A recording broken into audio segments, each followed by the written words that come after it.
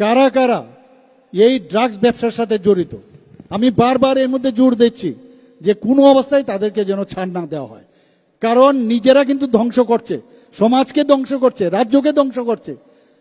নিজেকে পয়সায় যাতে আরো পয়সা রোজগার হয় তার দৌলতে সমস্ত সমাজকে ধ্বংস করছে। একদিন এরকমও ঘটনা আছে যে তার নিজের ছেলে মেয়েও কিন্তু আলটিমেটলি দেখা গেছে এই ড্রাগের কিন্তু ভিকটিম হয়েছে।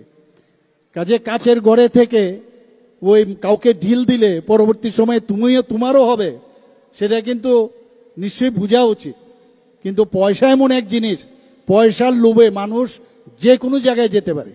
আমাদের কাছে এরকমও লোক আছে ভব্য সভ্য, একেবারে সাংঘাতিক বিষয়, সমাজের বিশিষ্ট ব্যক্তি এবং বিভিন্ন জায়গার মধ্যে তাদের মানে অবাধ বিচরণ, তারাও কিন্তু এর সাথে যুক্ত।